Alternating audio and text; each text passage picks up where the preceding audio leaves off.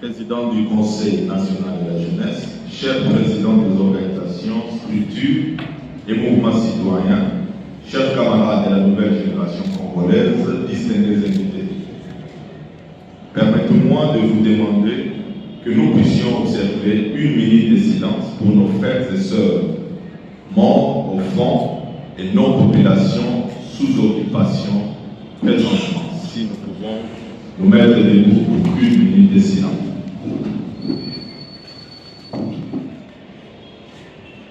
Merci.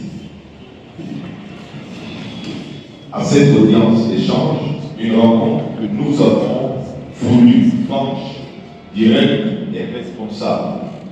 Il est important de rappeler que cette audience est née d'un profond sentiment d'indifférence que la jeunesse congolaise a ressenti face à la manière dont ceux qui prétendent proposer des solutions aux problèmes du Congo accordent systématiquement plus de valeur et d'écoute aux politiciens traditionnels. Pourtant, à la base des problèmes principaux, et la jeunesse est la principale victime des échecs répétés de notre système politique. Nous ne pouvons plus continuer à être marginalisés dans le processus de décision qui engage notre avenir. La jeunesse est la majorité de la population congolaise et elle doit être reconnue comme une composante légitime et incontournable de la nation, au même titre que les autres forces vives du pays. L'histoire récente l'a prouvé. Ceux qui ont sauvé la patrie dans les moments les plus critiques sont des jeunes engagés, courageux, parfois abandonnés par l'État, mais animés par l'amour du pays. Les Wazalendo en sont l'exemple concret. Cette jeunesse n'est pas passive.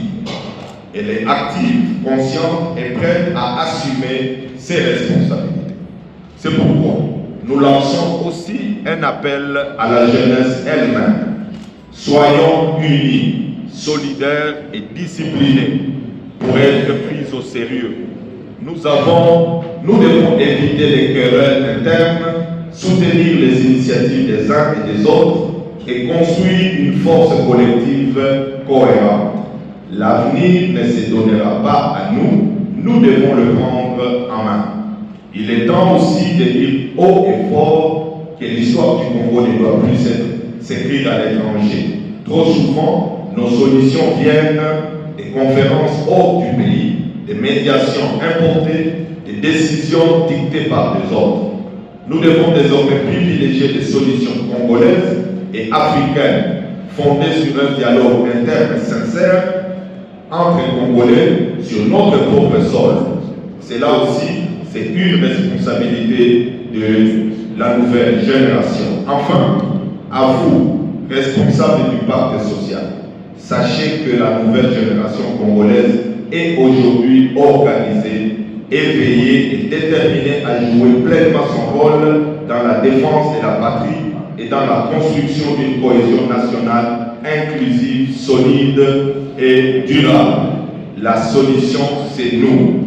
Que vive la jeunesse congolaise consciente et engagée, que vive la République démocratique du Congo, en avant pour un Congo nouveau, construit par ses propres enfants. Je vous remercie.